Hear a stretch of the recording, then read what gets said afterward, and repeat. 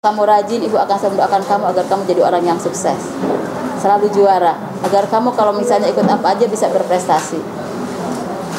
Ketika ibu semacam itu mengatakan kepada anaknya, maka itu akan jadi doa di hadapan Allah, dikabulkan oleh Allah. Yang tadi anaknya malas karena ibu selalu mengatakan seperti itu, apalagi sambil dicium dia katakan, ya Allah, semoga Allah memberikan hidayah padamu nak, gitu ya. Sambil diusap kepalanya, sambil kita ucapkan Allahumma hdika, semoga Allah memberikan hidayah padamu.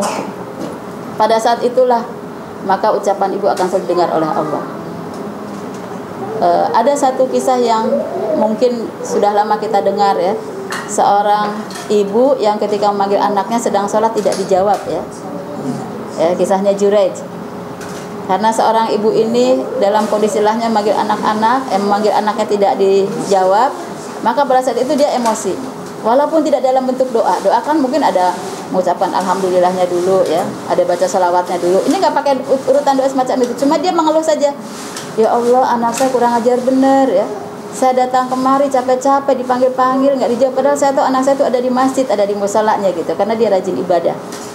Sementara si anak ketika mendengar suara ibunya, dia katakan, ya Allah, saya pilih salat atau saya pilih ibu saya. Ya Allah, saya pilih salat atau ibu saya. Tapi dia berpikir, salat ini kan sedang menghadap Allah, saya pilih salat saja. Jadi dia tidak dijawab, tidak dihentikan salatnya, dan tidak memberikan isyarat kalau dia sedang salat. Kalau dia misalnya bacanya dikeraskan waktu takbirnya, waktu sampai Allah liman hamidahnya, mungkin ibunya akan tahu kalau anaknya sedang salat. Tapi ini nggak ada isyarat, nggak ada jawaban. Si ibu yang cuma mengeluh saja, ya Allah, ya katanya, kurang ajar bener anak saya datang ke sini capek-capek ya, saya panggil dia nggak jawab ya. Ya Allah, jangan biarkan dia ya mendapatkan kesenangan. Si ibu yang cuma mengatakan tidak dalam bentuk doa utuh, tidak ada hamdalah, tidak ada salawatnya, tidak ada penutupnya ya, tapi Allah langsung mengabulkannya. Apalagi doa seorang terzolimi itu makbul, lebih lagi ini doa seorang ibu. Nah pada saat itulah maka Allah betul mengabulkan ya, harapan seorang ibu ini ya. Bani Israel sedang membuat sayembara, siapa yang bisa menggoda si Juraij ya, maka akan diberikan hadiah yang besar. Adalah seorang pelacur ya, mengatakan saya berani menggodanya. Ternyata dia hamil, dia mengakui bahwa dia hamil diperkosa oleh Juraij, sehingga Juraij mendapatkan sanksi sosial dan juga dirusak ya, dihancurkan tempat ibadahnya. Dia orang soleh sedang ibadah tapi tidak mendapat ridho orang tua ya, ternyata mendapatkan fitnah, mendapatkan cobaan oleh Allah. Nah cobaan ini kan lama sampai 9 bulan, nunggu dulu anak ini lahir. Tapi kalau orang soleh, apalagi mungkin bertaubat ya, dia minta katakanlah ridho orang tua, saat itulah ya Allah memberikan cara untuk segera menyelamatkannya. Maka pada saat itu Juraij berkata, saya tidak bisa memberikan saksi apa-apa, tunggu sampai anaknya lahir. Nah ketika anaknya lahir, dia orang soleh, punya karomah dari Allah, ada keistimewaan yang katakanlah tidak masuk akal akan diberi oleh Allah kepada dia. Ketika anaknya lahir dipegang saja ya bagian pusarnya, dia katakan, wahai bayi, katakanlah siapa ayahmu.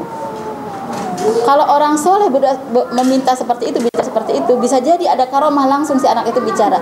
Tapi kalau kita orang-orang biasa saja gitu ya, melakukan katakanlah tadi kemurkan atau tidak mendapatkan keridhaan orang tua, bisa jadi orang tua mengeluh membuat kita jadi susah terus hidupnya gitu ya. Nah begitulah yang terjadi pada ya anak-anak kita. Kalau anak-anak kita menjengkelkan, jangan mengeluarkan kata-kata yang akan menimbulkan amarah pada kita, karena justru orang yang kuat itu adalah orang yang bisa menahan amarahnya. Di dalam Al-Quran, cara kita mendidik anak ya, agar kita selalu menampakkan keteladanan. Kalau kita mendidik anak itu yang pertama, kedepankan cinta kasih. Jadi jangan mengedepankan emosi. Dalam surah 3 ayat 159 ya, di surah 3 ayat 159 Allah mengatakan, fabima rahmatin minallahi lintalahum, tanpa ada kasih sayang dari Allah engkau tidak akan bisa melunakkan hati mereka. Jadi kalau kita tidak memiliki kasih sayang dari Allah, kita tidak akan bisa mengelola, memanage hati anak kita. Apalagi anak-anak kita kan tidak mengerti bahasa orang tua ya. Bagaimana agar anak itu bisa mengerti apa kemauan kita ya, apa harapan kita, yaitu dengan cinta kasih. Nah, ibu itu harus memiliki cinta kasih bagaikan lautan, tidak pernah habis, tidak pernah kering. Jadi anak walaupun marah, cinta kasih diperbesar. Walaupun anak itu menjengkelkan, cinta kasih harus diperbesar. Karena inilah yang akan bisa mengolah hati anak kita. Ya, kalau kita sering lembut, ya, sering memberikan kasih sayang, berikan cinta kepada anak, nggak akan ada anak yang broken home. Anak itu akan selalu betah di rumah. Anak itu akan selalu dekat dengan kita. Jangan sampai anak curhat kepada orang lain karena tidak dekat dengan kita. Kalau orang lain ya memberikan solusi, nggak ada visi misinya dalam pendidikan anak. Tapi kita sebagai ibu ingin berikan solusi kepada anak. Ketika anak curhat, kita punya visi misi. Apa yang ingin kita bentuk pada anak kita?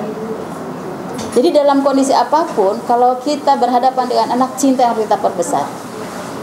Walaupun tabiatnya kalau orang marah, orang kecewa, orang sedih, orang merasa terzolimi, cinta itu akan berkurang. Tapi ingat, ibulah yang paling menentukan keberhasilan anak yang masih akan datang, bukan ayah. Karena ayah kan tidak memberikan waktu porsi yang besar untuk mendidik anak. Tapi ibu setiap waktu akan selalu berhadapan dengan anak. Itulah mengapa surga itu ditentukan oleh ibu, bukan oleh ayah.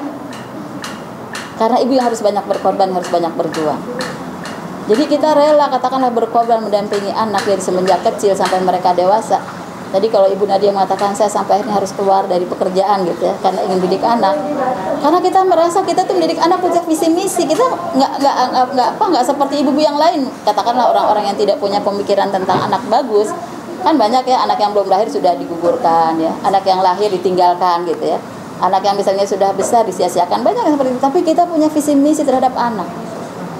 Anak ini tidak ingin jadi orang biasa, kita ingin menjadikan anak sebagai anak yang luar biasa. Kalau bisa ya generasi anak itu generasi pemimpin, bukan lagi generasi anak buah. Tapi siapa yang menentukan